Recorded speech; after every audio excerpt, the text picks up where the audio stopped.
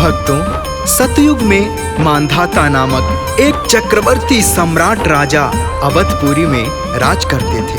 उनके राज्य में प्रजा बहुत सुखी थी, किंतु भविष्य में क्या हो जाए यह कोई नहीं जानता। अतः वे भी इस बात से अनभिज्ञ थे कि उनके राज्य में शीघ्र ही भयंकर अकाल पड़ने वाला है। हम मांधाता राजा की तुमको कथा सुनाते हैं, पावन कथा सुनाते हैं। देवशयनी एकादशी की महिमा गाते हैं, हम कथा सुनाते हैं। उस राजा की आज वेदना तुम्हें सुनाते हैं, पावन कथा सुनाते हैं। देवशयनी एकादशी की महिमा गाते हैं, हम कथा सुनाते हैं। देवशयनी एकादशी भवतारण एकादशी, देवशयनी एकादशी भवतारण एकादशी। भक्तों, आज मैं आपको देवशयनी एकादशी के बारे में बताने जा रहा हूँ। देवशयनी एकादशी का व्रत करने से सभी पापों और कष्टों से मुक्ति मिलती है। भक्तों, ये बहुत ही पुराने समय की बात है। अयोध्या में चक्रवर्ती सम्राट राजा मांधाता राज कर रहे थे।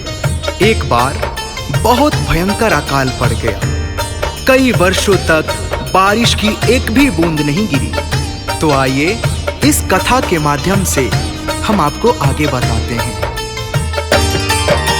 राजा मांधाता की भक्तों तुम्हें सुनाऊं बात। बड़ा अकाल अयोध्या में हुई नहीं बरसात। कई वर्ष तक हुई न बारिश, मच गया हाहाकार। भूख से मरने लगी प्रजा, मांधाता थे लाचार।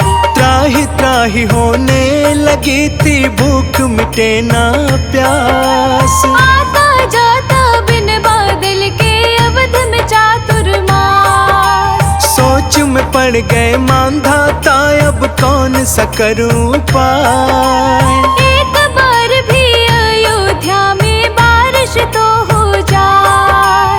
क्या करें और कैसे करें हम सोच न पाते हैं, पावन कथा सुनाते हैं।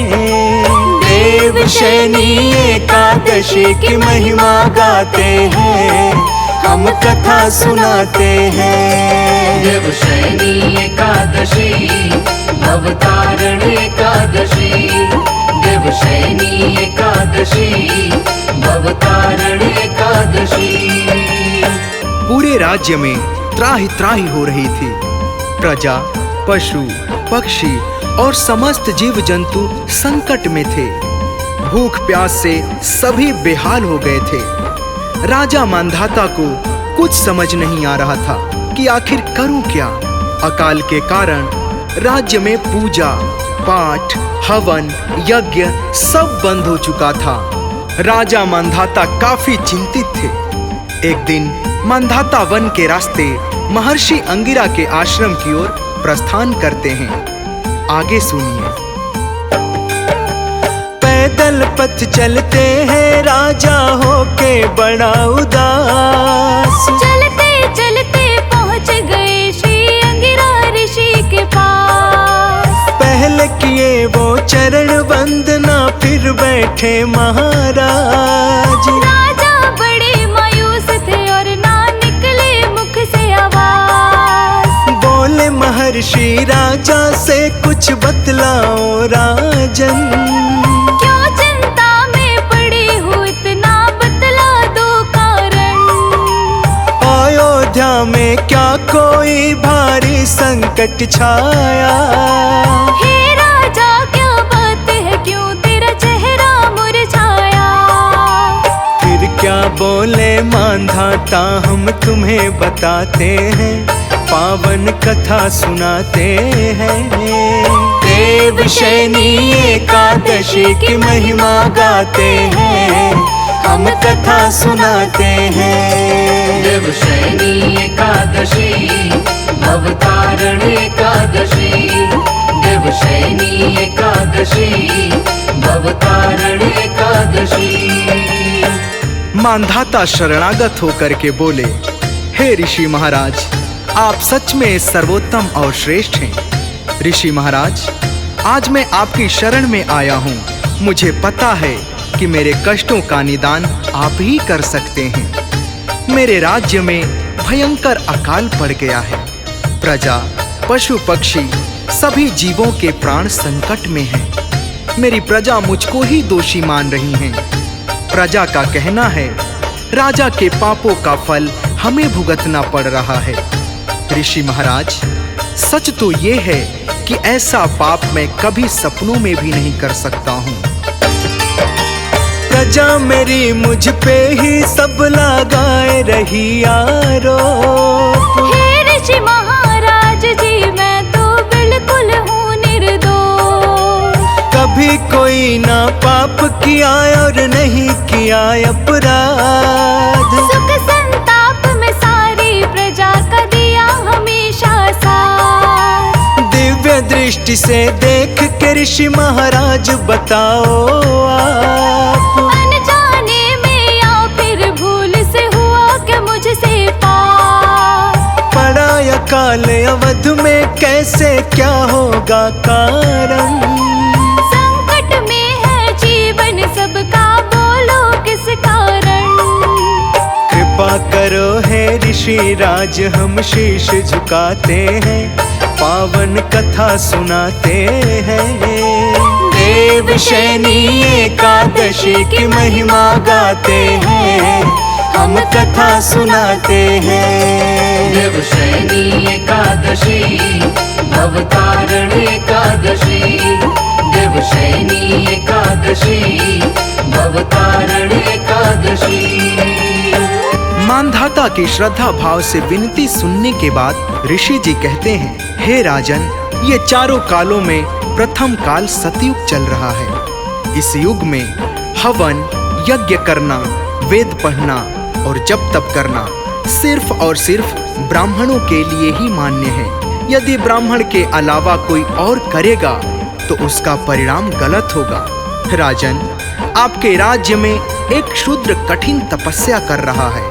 यदि आप उसका वध कर दे तो आपके राज्य में संकट दूर हो जाएगा और फिर बारिश ही बारिश होगी। कांप गए राजा सुन कर के अंगिरा ऋषि की बात। ऐसा नहीं करूं मैं तो क्या नहीं होगी बरसात। ऋषि के आगे नतमस्तक हो राजन यूं बोले, हे मुनिवर, मैं वध न करूंगा चाहे कुछ हो ले। मारूं कैसे उसको जाके है वो शूद्र निर्दोष। बिना अपराध मैं किसी को मार के लूंगा कभी न दोष। और कोई उपाय मुझे बतलाइए है ज्ञानी, जिससे अयोध्या में फिर से बरस जाए पानी। किसी का वध करने से मुनिवर हम घबराते हैं, पावन कथा सुनाते हैं। देवशयनी एकादशी की महिमा गाते हैं, हम कथा सुनाते हैं। देवशयनी एकादशी, भवतारण एकादशी। देवशयनी एकादशी, भवतारण एकादशी। मांधाता बोले, हे मुनिवर, मैं किसी बेकसूर का वध नहीं कर सकता। कृपा करके आप कोई और उपाय बताइए। तब अंगिरा ऋषि जी बोले, हे राजन, एक बहुत ही सरल उपाय है, वो मैं आपको बताता हूँ। भोग तथा मोक्ष दोनों प्रदान करने वाली देवशयनी एकादशी का व्रत करने से पूर्व जन्म के सभी दोष और पापों से मुक्ति मिल जाती है। यदि आप सच में श्रद्धा पूर्वक देवशयनी एकादशी का व्रत कर लिए तो आपके राज्य में पूर्ण चातुर्मास तक बरसात होती रहेगी। करते हो यदि इसका व्रत है राजन विधि विधान, मन वांछित फल मिलेगा तुमको, होगा हर कल्याण। राजा ऋषि के चरण को छूकर राज्य में आते हैं। देवशयनी का करके व्रत गुण कथन कराते हैं। व्रत के फल का अयोध्या में ऐसा असर हुआ। राजा के व्रत करने से ही ये सब सफल हुआ। छा गई बादल, थोड़ी ही देर में होने लगी बरसात। सूर्य देव तो निकल न पाए कई दिन और रात। हाथ जोड़ हम सबके आगे शीश झुकाते हैं, पावन कथा सुनाते हैं।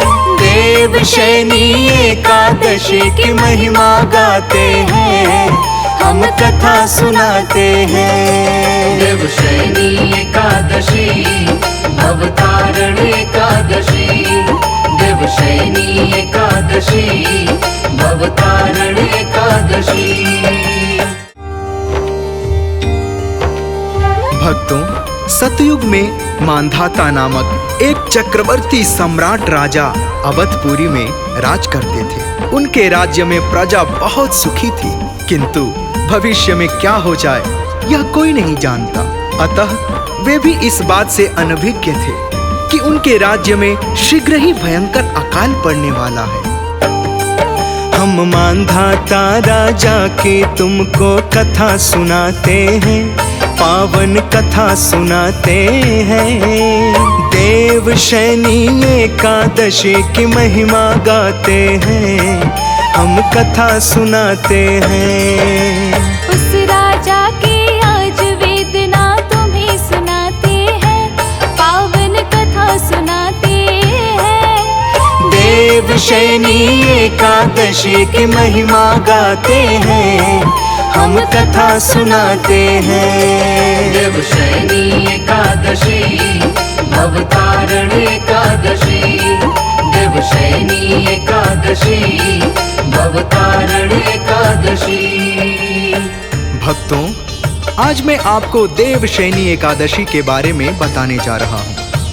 देवशयनी एकादशी का व्रत करने से सभी पापों और कष्टों से मुक्ति मिलती है। भक्तों, ये बहुत ही पुराने समय की बात है। अयोध्या में चक्रवर्ती सम्राट राजा मांधाता राज कर रहे थे। एक बार बहुत भयंकर अकाल पड़ गया। कई वर्षों तक बारिश की एक भी बूंद नहीं गिरी। तो आइए इस कथा के माध्यम से हम आपको आगे बताते हैं। राजा मांधाता की भक्तों तुम्हें सुनाऊं बात। बड़ा अकाल अयोध्या में हुई नहीं बरसात। कई वर्ष तक हुई न बारिश, मच गया हाहाकार। भूख से मरने लगी प्रजा, मांधाता थे लाचार। त्राहि त्राहि होने लगी थी, भूख मिटे ना प्यास। आता जाता बिन बादल के अवध में चातुर्मास। सोच में पड़ गए मांधाता, अब कौन सा करूं उपाय।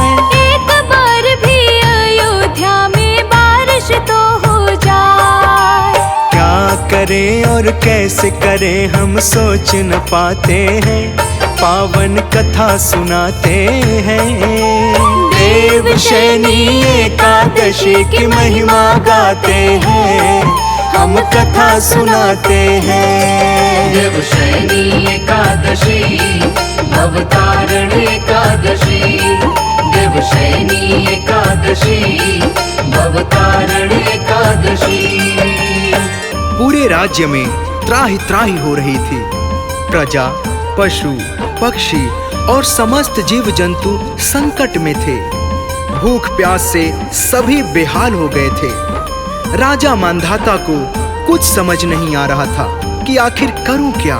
अकाल के कारण राज्य में पूजा पाठ, हवन, यज्ञ सब बंद हो चुका था।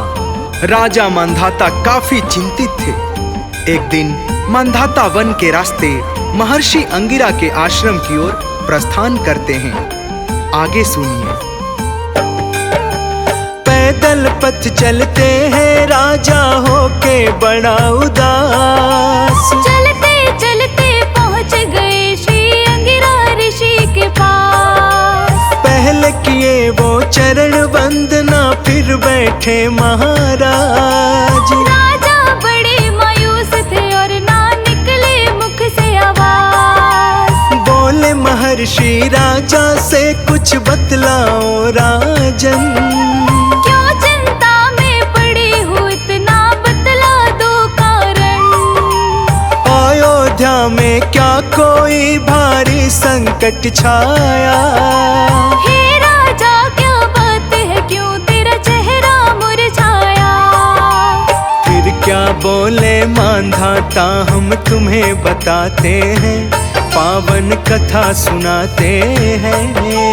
देवशयनी एकादशी की महिमा गाते हैं, हम कथा सुनाते हैं। देवशयनी एकादशी भवतारण एकादशी। देवशयनी एकादशी भवतारण एकादशी। मांधाता शरणागत होकर के बोले, हे ऋषि महाराज, आप सच में सर्वोत्तम और श्रेष्ठ हैं। ऋषि महाराज, आज मैं आपकी शरण में आया हूँ। मुझे पता है कि मेरे कष्टों का निदान आप ही कर सकते हैं। मेरे राज्य में भयंकर अकाल पड़ गया है। प्रजा, पशु पक्षी सभी जीवों के प्राण संकट में हैं। मेरी प्रजा मुझको ही दोषी मान रही हैं। प्रजा का कहना है राजा के पापों का फल हमें भुगतना पड़ रहा है। ऋषि महाराज, सच तो ये है कि ऐसा पाप मैं कभी सपनों में भी नहीं कर सकता हूँ। प्रजा मेरी मुझ पे ही सब लगाए रही आरोप। हे ऋषि महाराज जी, मैं तो बिल्कुल हूँ निर्दोष।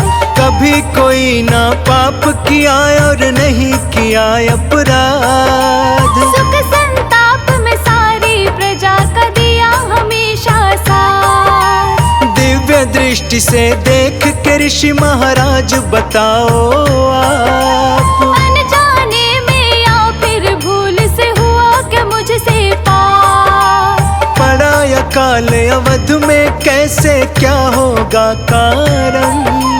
संकट में है जीवन सबका, बोलो किस कारण। कृपा करो हे ऋषि राज, हम शीश झुकाते हैं, पावन कथा सुनाते हैं। देवशयनी एकादशी की महिमा गाते हैं, हम कथा सुनाते हैं। देवशयनी एकादशी भवतारण एकादशी। देवशयनी एकादशी भवतारण एकादशी। मांधाता की श्रद्धा भाव से विनती सुनने के बाद ऋषि जी कहते हैं, हे राजन, ये चारों कालों में प्रथम काल सतयुग चल रहा है। इस युग में हवन, यज्ञ करना, वेद पढ़ना और जप तप करना सिर्फ और सिर्फ ब्राह्मणों के लिए ही मान्य है। यदि ब्राह्मण के अलावा कोई और करेगा तो उसका परिणाम गलत होगा।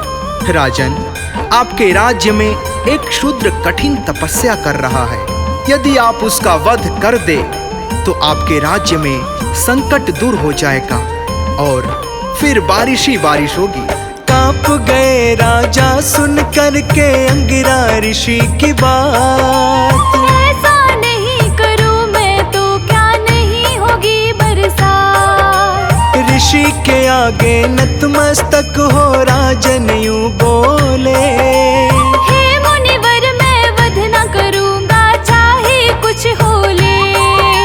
मारूं कैसे उसको जाके है वो शूद्र निर्दोष। बिना अपराध मैं किसी को मार के लूंगा कभी न दोष। और कोई उपाय मुझे बतलाइए है ज्ञानी, जिससे अयोध्या में फिर से बरस जाए पानी। किसी का वध करने से मुनिवर हम घबराते हैं, पावन कथा सुनाते हैं। देवशयनी एकादशी की महिमा गाते हैं, हम कथा सुनाते हैं। देवशयनी एकादशी भवतारण एकादशी, देवशयनी एकादशी भवतारण एकादशी। मांधाता बोले, हे मुनिवर, मैं किसी बेकसूर का वध नहीं कर सकता, कृपा करके आप कोई और उपाय बताइए। तब अंगिरा ऋषि जी बोले, हे राजन, एक बहुत ही सरल उपाय है, वो मैं आपको बताता हूँ। भोग तथा मोक्ष दोनों प्रदान करने वाली देवशयनी एकादशी का व्रत करने से पूर्व जन्म के सभी दोष और पापों से मुक्ति मिल जाती है। यदि आप सच में श्रद्धा पूर्वक देवशयनी एकादशी का व्रत कर लिए तो आपके राज्य में पूर्ण चातुर्मास तक बरसात होती रहेगी। करते हो यदि इसका व्रत है राजन विधि विधान, मन वांछित फल मिलेगा तुमको, होगा हर कल्याण। राजा ऋषि के चरण को छूकर राज्य में आते हैं, देवशयनी का करके व्रत गुण कथन कराते हैं। व्रत के फल का अयोध्या में ऐसा असर हुआ, राजा के व्रत करने से ही ये सब सफल हुआ।